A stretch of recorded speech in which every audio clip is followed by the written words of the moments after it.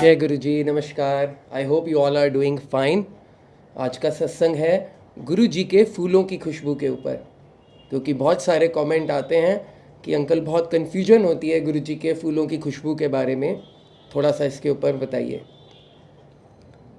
देखिए, जितना मेरा एक्सपीरियंस है उसके हिसाब से गुरु जी के जो फूलों की खुशबू है सबको नहीं आती। वो आती किसको है? ज़्यादातर नई संगत को गुरु जी के फूलों की खुशबू आती है, जिनको गुरु जी रिसेंटली जोड़ते हैं। कुछ मैं चीज़ें आपको बता रहा हूँ, वो ध्यान रखिएगा। पहले नंबर पे तो जिनको रिसेंटली जोड़ते हैं उनको आती है, सबको नहीं।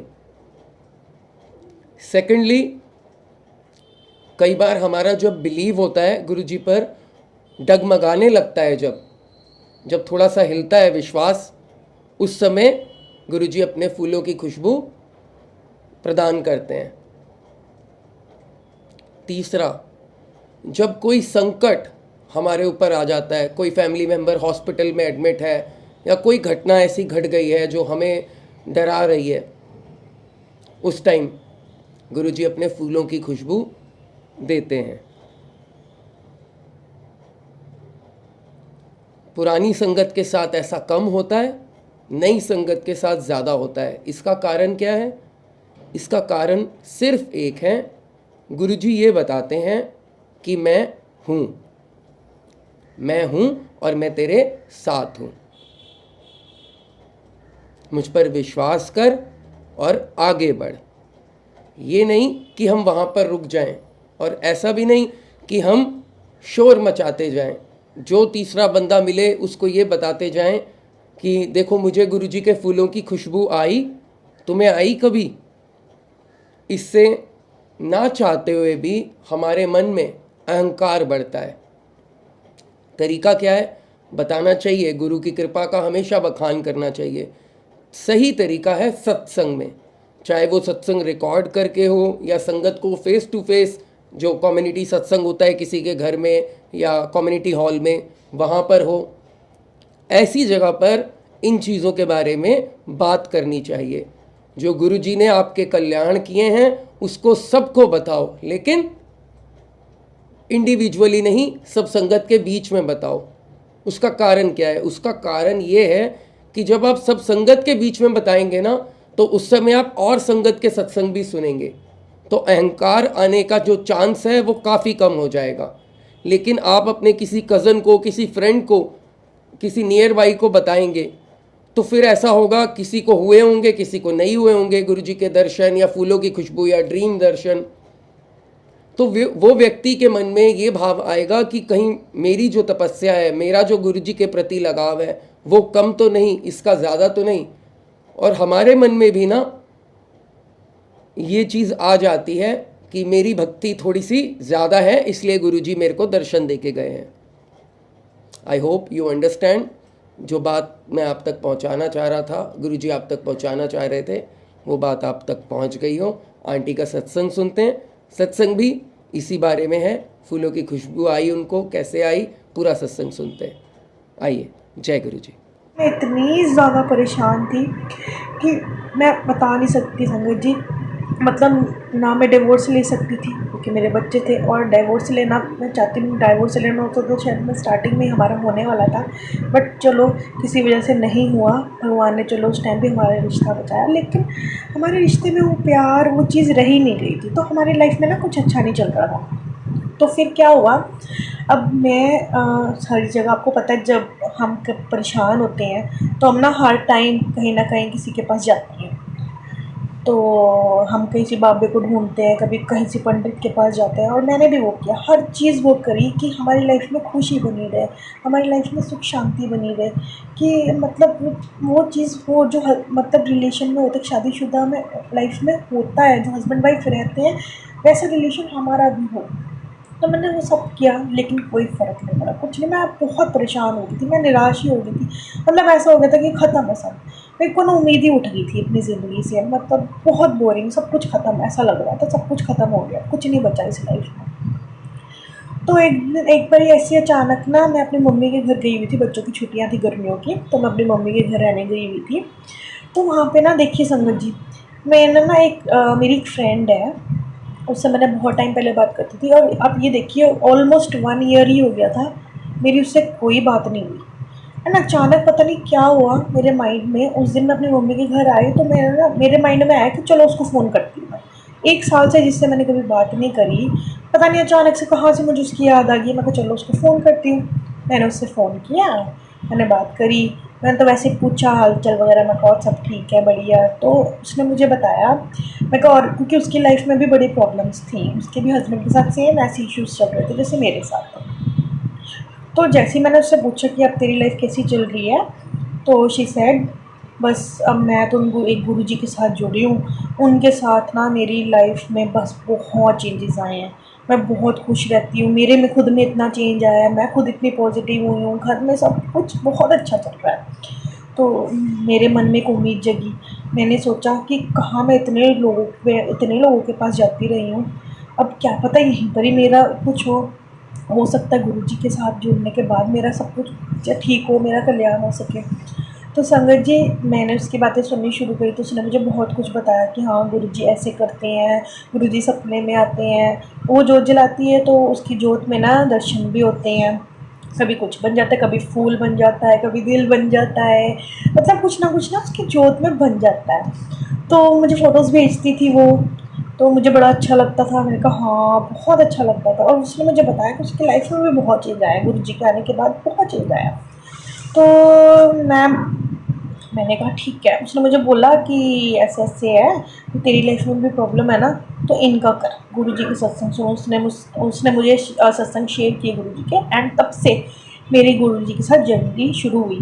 उसमें भी मैं बताऊँगी संगत जी, जब मैंने गुरुजी के सत्संग सुनने शुरू किए, तो मुझे बहुत अच्छा लगता था, बहुत अच्छा लगता था। मैं कहा अच्छा गुरुजी ऐसे भी कर सकते हैं, अच्छा गुरुजी ने इतनी प्रॉब्लम्स ठीक करी हैं। मतलब ज़्यादातर तो मैंने सत्संग में यही सुना था कि सत्संग में यही सुना था कि हाँ, किसी को कैंसर है वो ठीक कर दिया, किसी की कोई प्रॉब्लम थी। ज़्यादातर मैंने ना ये चीज़ें देखी थी कि हाँ भी ये प्रॉब्लम्स गुरुजी ने ठीक करी है, जो मतलब फिज़िकली प्रॉब्लम्स जो होती थी वो ठीक करी थी। तो मुझे ये था कि क्या रिलेशन भी गुरुजी ठीक करते होंगे? मतलब हमारे आपस के रिलेशन, हस्बैंड वाइफ का रिलेशन जो मैं 8 साल हो गए, 8 सालों में कभी ठीक नहीं हुआ। तो मैंने कहा गुरुजी के मैंने जो सत्संग सुने हैं उसमें मोस्टली यही होता था कि हाँ, किसी की ये प्रॉब्लम ठीक करी है गुरुजी ने, तो किसी की कोई फिज़िकल प्रॉब्लम ठीक करी, तो किसी की कोई फिज़िकल प्रॉब्लम, या किसी को एक्सीडेंट से बचाया है। बस मैंने ज़्यादातर यही सुना, मैंने किसी रिलेशन के ऊपर कभी नहीं सुना गुरुजी का कोई सत्संग। तो शायद हो सकता है ये मेरा पहला सत्संग हो, बाकी तो गुरुजी जानते हैं। तो उसके बाद क्या हुआ, तो मैंने यही सोचा, मैं कहा मेरी मेरी लाइफ में 8 साल हो गए, कभी खुशियाँ नहीं आई, मेरी मैरिड लाइफ कभी अच्छी नहीं हुई। तो मैंने कहा यार गुरुजी मेरी मैरिड लाइफ भी ठीक कर सकते हैं, मेरे मन में यही ख्याल था। एंड मैं ठीक है, मैं सत्संग सुनती थी, तो मैं अपनी मम्मी के घर से अपने घर आ गई। अपने घर आने के बाद ना मैं भी जोत जलाती थी, मैं वैसे तो मैं सिर्फ मॉर्निंग के टाइम जोत जलाती थी, तो मैं भी देखती थी मेरी जोत में शायद कुछ बन जाए, बट नहीं, मेरी जोत में कुछ नहीं बनता था। और मैं ना थोड़ी बहुत वो, मेरे को होता है हर एक चीज़ जल्दी हो जाए मेरे साथ। अब ऐसा नहीं होता संगत जी, हाँ, अब तो मैंने सुना, अब तो मेरे को इतना एक्सपीरियंस हो गया है कि हर चीज़ मिलती है, गुरुजी देते हैं आपको हर चीज़, बट टाइम आने पर, जब उसका वक्त हो तब मिलता है, मिलती है आपको वो चीज़। मैंने कहती थी कि पता नहीं मेरी जोत में बनता ही नहीं है कुछ भी, तो मैं सिर्फ पहले 1 टाइम सिर्फ सुबह ही चलाती होती थी। तो एक दिन मेरे मन में ऐसे ही ख्याल, मैंने ना छोड़ दिया, मतलब मैंने गुरुजी का ध्यान नहीं करना। मैं कहा क्या फ़ायदा गुरुजी के साथ जुड़ने का, मतलब मुझे ना ऐसा पता नहीं क्यों अंदर से ऐसी वाइब्स आई कि नहीं, मैंने नहीं गुरुजी का करना। मैंने क्या फ़ायदा, कुछ नहीं हो रहा, मैं जोड़, मतलब शायद हो सकता है मैं परेशान हो गई थी, अब मेरे को हर्ट हो गया था कि हाँ मेरी जोत में नहीं बन रहा, उसकी तो इतना कुछ बनता है, मेरे भी नहीं बन रहा। तो मैंने सोचा कि चलो छोड़ो, मैं कहा मैंने गुरुजी को करना ही नहीं है। संगत जी आप बिलीव करेंगे, सिर्फ अभी एक ही दिन हुआ था छोड़े को, अगले दिन ना मेरे मन के अंदर ऐसा होने लग गया, नहीं कुछ मिसिंग है। मुझे अच्छा लगता था सत्संग सुनना, मुझे वो करना अच्छा लगता था, गुरुजी के मंत्र जाप, सत्संग सुनना, उनका ध्यान करना, उनको देखना। पता नहीं क्यों मेरे ना एक ही दिन ही हुआ था वो छोड़े को, लेकिन मुझे ऐसा लग रहा था पता नहीं क्या कुछ छूट गया मेरा। मुझे ऐसा लगता था नहीं, मुझे सत्संग सुन के बहुत अच्छा लगता था, और ना मेरे मन में ना बेचैनी सी होने लगी।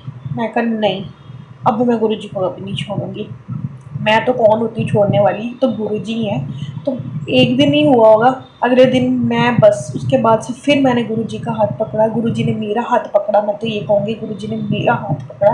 और वो टाइम है, अभी सिर्फ हमें 3 महीने ही हुए हैं मेरे को गुरुजी के साथ जुड़े को, पर 3 महीने में मुझे मतलब इतना स्ट्रॉन्ग रिलेशन बन गया मेरा गुरुजी के साथ कि मतलब मैं अब गुरुजी के अलावा अपनी ज़िंदगी सोच भी नहीं सकती कि उनके अलावा मेरी ज़िंदगी कुछ है।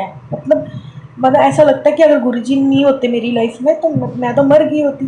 तो चलिए, ये तो मैं आपकी टाइम बता रही हूँ ना, अब मुझे ऐसा लगता है उस टाइम तो पता नहीं मंद बुद्धि थी मैंने क्या सोच के छोड़ दिया, लेकिन गुरुजी ने मेरे को छोड़ने नहीं दिया। गुरुजी ने मेरा हाथ पकड़ा रखा, अगले दिन ही मतलब मैं हो गई। तो मैंने सोचा कि नेक्स्ट मैंने मन में मेरे ऐसे ही आया कि हो सकता है मैंने ना कोई सत्संग अटेंड नहीं किया, तो हो सकता है इसलिए भी मेरे को कुछ अभी एक्सपीरियंस नहीं हो रहा है ऐसा कुछ। तो मैं कहा चलो ठीक है, हम ना ऐसा करते हैं, मैं चंडीगढ़ में रहती हूँ तो सत्संग संडे को था। तो मैं बड़ी एक्साइटेड, बहुत खुश कि हाँ सत्संग में जाना है, सत्संग में जाना है। तो ना मैंने सत्संग में गई एंड आप बिलीव करेंगे संगत जी, मैं ना लास्ट में बैठी थी, हॉल था, इतना बड़ा हॉल था, ठीक है, आगे गुरुजी का स्वरूप। मैं पहले गई, वहाँ पे जाते सारे मुझे इतना रोना आया, इतना रोना आया, जैसे हो सकता है कि इतना पुराना था ना, मैं इतना रोई गुरुजी को देख के, पता नहीं क्या, इतना मन भर गया मेरा और मुझे इतना अच्छा लगा ना गुरुजी का स्वरूप देख के वहाँ पे। मतलब मैं बता नहीं सकती, बहुत अच्छा एक्सपीरियंस था, मैं बहुत रोई, बहुत रोना आया। खैर, मैं थोड़ा लेट पहुंची थी तो मैं लास्ट में बैठी थी, हॉल पूरा भरा हुआ था, इतना बड़ा हॉल था पूरा भरा हुआ, मैं लास्ट में बैठी थी जाके। एंड आप बिलीव नहीं करेंगे संगत जी, मुझे इतनी ज़्यादा गुलाबों की खुशबू आई, इतनी ज़्यादा गुलाबों के फूलों की खुशबू आई कि जैसे मेरे सामने गुलाब के फूल पड़े होते हैं और वहाँ पे कोई गुलाब के फूल नहीं थे, तो कुछ भी नहीं, उस पूरे हॉल में सिर्फ गुरुजी का स्वरूप था।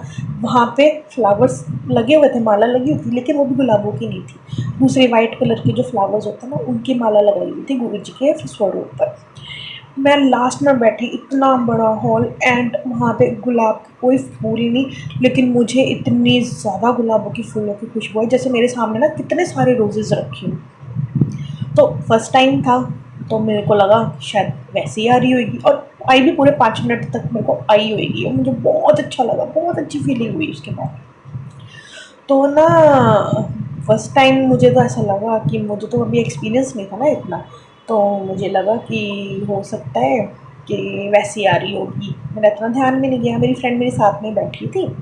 तो मैंने ना 5 मिनट मेरे को जब आती रही ना, तो मैंने वैसे उससे पूछ लिया, मैंने ना उसको वैसे ही बोला, मैं कहा यार मेरे को ना गुलाबों की फूलों की बहुत ज़्यादा खुशबू आ रही है, बहुत ज़्यादा महक आ रही है।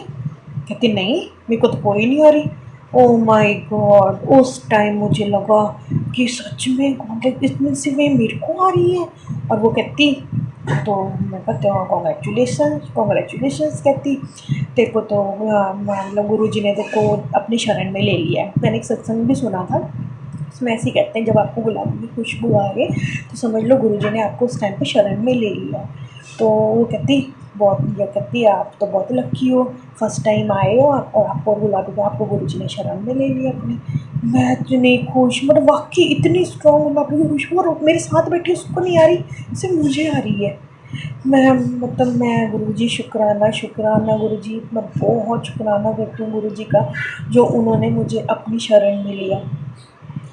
उस दिन के बाद से ना संगत जी आप बिलीव नहीं करेंगे, मेरी लाइफ में बहुत मतलब जो इतने उथल पुथल थे लाइफ में, जो इतनी प्रॉब्लम थी, आप मानेंगे नहीं, सब कुछ जैसे यू टर्न नहीं ले ली थी लाइफ, यू टर्न ले लिया मेरी लाइफ में। मतलब मेरे हस्बैंड, मेरे में चेंज आया, सबसे पहले तो मेरे में चेंज आया, मेरे में पॉजिटिविटी आई तो घर में पॉजिटिविटी आई, मेरे गुरुजी के आने के बाद मेरे घर में पॉजिटिविटी आई, मुझ में पॉजिटिविटी आई, फिर मेरे हस्बैंड में चेंज आया। एंड मुझे नहीं पता, कहते हैं ना कुछ लड़ाइयाँ होती हैं जो गुरुजी खुद करवाते हैं। मेरी और हस्बैंड की उस दिन उससे कुछ 2 दिन बाद इतनी मतलब इतनी ज़्यादा लड़ाई हुई, मतलब इस हद तक लड़ाई हुई हम दोनों की कि मतलब मैं अब घर छोड़ के जाने वाली थी, बट पता नहीं समवेयर गुरुजी का आशीर्वाद था कि मैं रुक गई, मैं उस टाइम पे वहाँ पे रुक गई।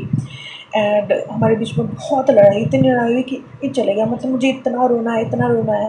बट ये है ना कि जब गुरुजी ने आपको शरण में ले लिया है तो जो ठीक करना है गुरुजी ने तो ठीक करना है ना फिर।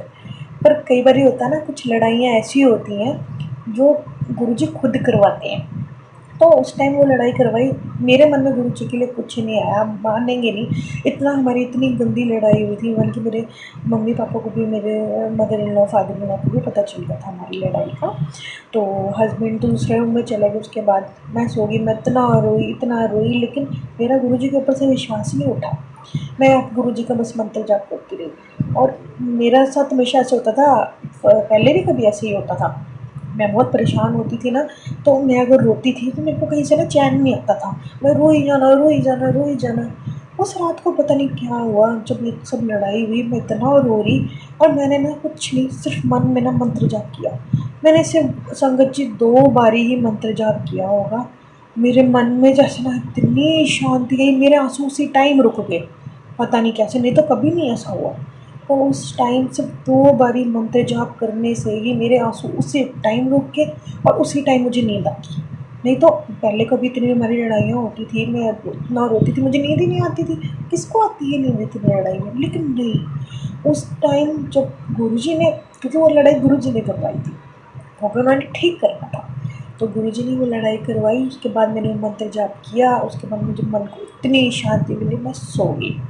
एंड उस लड़ाई करवाने का मेन मकसद क्या था गुरुजी का? संगत जी ये देखिए, मेरे हस्बैंड रोज़ शराब पीते थे, रोज़ ड्रिंक करते थे। और वैसे तो हस्बैंड नहीं बोलते थे, बट अगर आपको पता ही है, जब कोई ड्रिंक करता है तो ड्रिंक में कुछ फालतू ही बोलता है, ठीक है ना। और हस्बैंड ऐसे ही थे, मतलब उन्होंने उस दिन भी ड्रिंक करी हुई थी और ड्रिंक करके उन्होंने मेरे से लड़ाई करी। तो मेरे को ये था कि जो ये ड्रिंक है ना, जो ये रोज़ ड्रिंक करते हैं, यही मेन हमारी लड़ाई के प्रॉब्लम्स है। तो गुरुजी ने भी उस दिन हमारी इतनी लड़ाई इसीलिए करवाई थी क्योंकि ये शराब उनकी हटानी थी। अब मानेंगे नहीं संगत जी, नेक्स्ट डे से हम कभी बात नहीं करते थे। लड़ाई होती थी, मैं नहीं बुलाती, हमारा महीना महीना निकल जाता था, हम बात नहीं करते थे। लेकिन नेक्स्ट डे मैंने उनसे बात करी, पता नहीं क्या खुद में चेंज आया, गुरुजी ने खुद में हमारे अंदर ही इतना चेंज लाया। मैंने उनसे बात करी, मैंने कहा ये ड्रिंक आपको छोड़नी पड़ेगी, जो सा मर्जी हो जाए। एंड आप मानेंगे नहीं संगत जी, गुरुजी के आने के बाद गुरुजी ने ये लड़ाई करवाई, उसके बाद उनकी शराब, मतलब उस वो टाइम और आज का टाइम है, मतलब जो बंदा रोज़ ड्रिंक करता था, वो आज ड्रिंक करता ही नहीं है। ओकेजनली हाँ मैं मानती हूँ, ओकेजनली कभी कहीं बाहर जाना हो, पार्टी में जाना हो, तब वो भी सिर्फ बियर। अदरवाइज़ जो बंदा रोज़ ड्रिंक करता था, उसके नेक्स्ट डे से उस बंदे ने ड्रिंक छोड़ दी। एवरी डे जो उन्होंने ड्रिंक करनी, वो ड्रिंक करते ही नहीं थे, करते ही नहीं। और मैं हैरान। और उसके बाद वो, मतलब गुरुजी ने आखिरी लड़ाई हमारे घर में करवाई होगी, वो टाइम है, आज का टाइम है। मेरी लाइफ ने यू टर्न ले लिया है। मेरे और मेरे हस्बैंड का रिलेशन इतना पॉजिटिव, इवन कि अब तो मेरे हस्बैंड भी जुड़ रहे हैं गुरुजी के साथ, उनका भी कनेक्शन काफ़ी स्ट्रॉन्ग बन रहा है गुरुजी के साथ। लेकिन उसके बाद से मेरे और हस्बैंड के बीच में इतना इतना चेंज, जो 8 साल तक कभी ठीक नहीं हो सका। मैंने कभी सोचा भी नहीं था कि गुरुजी के आने के बाद ठीक होगा, लेकिन वाकई गुरुजी के आने के बाद आपकी लाइफ ऐसे चेंज होती है, ऐसे चेंज होती है कि ज़रूरी नहीं कि फिज़िकली आपकी लाइफ चेंज करेंगी, हर तरह से इमोशनली भी आपको बैलेंस करते हैं, आपको पूरा साथ देते हैं, आपको कभी कोई प्रॉब्लम आने ही नहीं देते। एक बारी वो आपको जुड़ जाए आपस, और कहते हैं ना, एक बंदा भी फैमिली को जुड़ जाए तो पूरी फैमिली को ब्लेसिंग देते हैं गुरुजी। वाकई वो ही चीज़ जुड़ी, मैं जुड़ी हूँ तो मेरे साथ सब पूरी पूरी फैमिली के, पूरा फैमिली का कल्याण करते हैं गुरुजी। मैं बहुत बहुत हैप्पी हूँ, मतलब बहुत खुश हूँ कि हाँ गुरुजी मेरी लाइफ में आए। और देखिए मेरे हस्बैंड बिल्कुल चेंज, मैं चेंज, मेरे हस्बैंड चेंज, हमारे बीच में उसके बाद से कभी कोई लड़ाई नहीं है। और इवन की वो खुद गुरुजी का ध्यान करते हैं। तो मुझे बड़ा अच्छा लगा, बहुत अच्छा लगा। मतलब एक कहते हैं ना यू टर्न, वो मेरी लाइफ में लिया है यू टर्न। मेरे रिलेशन में सब कुछ अच्छा है, मेरे रिलेशन में भी बहुत अच्छा है, अंग संग है, हमारे साथ है, हमारे ऊपर कोई प्रॉब्लम नहीं आने देते। और बाकी मैंने तो ये देखा था, एक्सीडेंट वगैरह फिजिकल प्रॉब्लम से तो बचाते ही बचाते हैं, इवन कि इमोशनली भी, और आपके रिलेशनशिप को भी बचाते हैं, आपके रिलेशनशिप को भी गुरुजी बचाते हैं। तो मैं अपना यही सत्संग ख़त्म करना चाहूँगी संगत जी। बहुत बहुत शुक्राना, अनंतम अनंतम शुक्राना गुरु जी का। And thank you Nitin uncle ji, अगर आप मेरा ये सत्संग पोस्ट करेंगे तो मुझे बहुत खुशी होएगी। कहते हैं ना, सत्संग करने वाले का भी कल्याण और सत्संग सुनने वाले का भी कल्याण।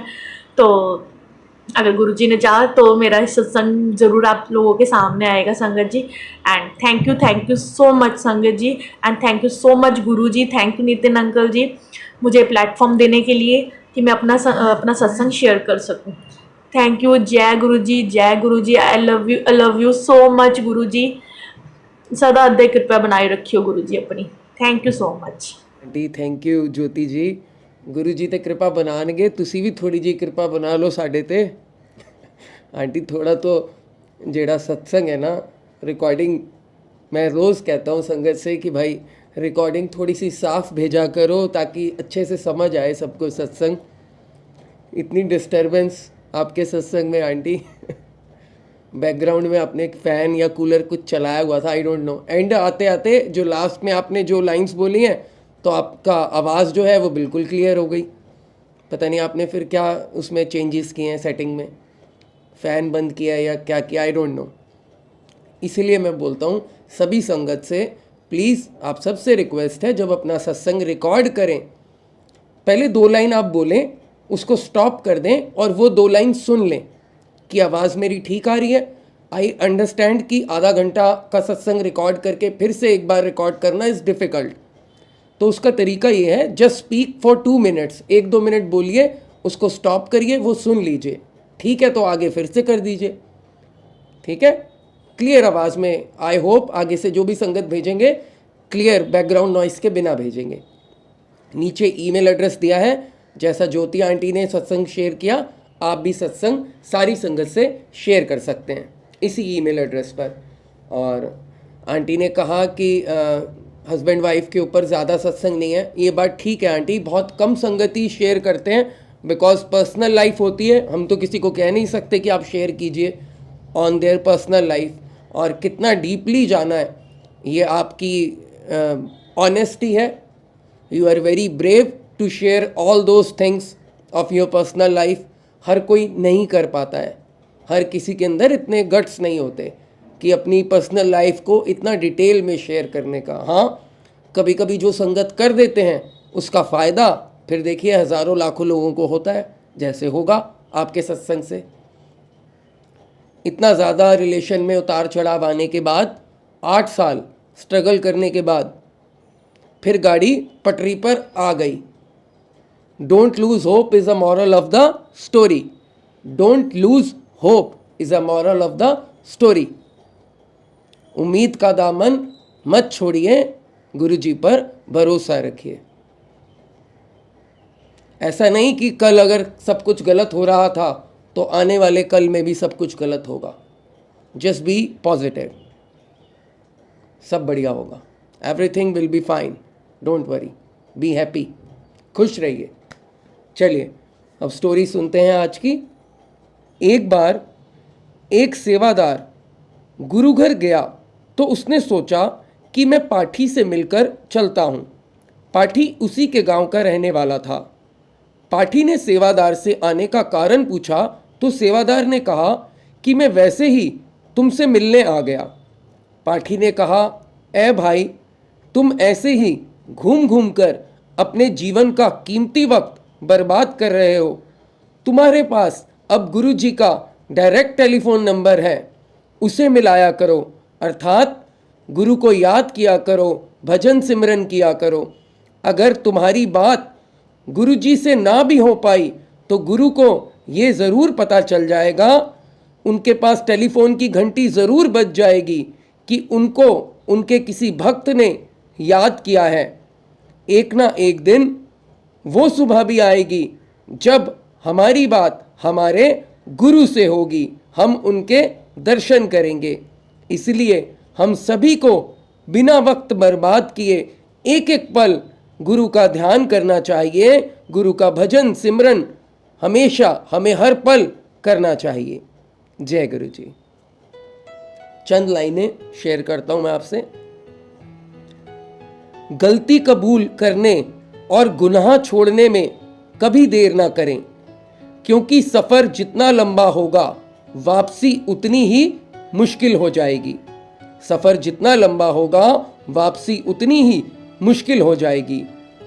अकेलापन क्या होता है कोई ताजमहल से पूछे। अकेलापन क्या होता है कोई ताजमहल से पूछे। देखने के लिए पूरी दुनिया आती है लेकिन रहता कोई नहीं। देखने के लिए पूरी दुनिया आती है लेकिन रहता कोई नहीं। ज़ाया ना करें अपने अनमोल अल्फाज। ज़ाया ना करें अपने अनमोल अल्फाज हर किसी के लिए।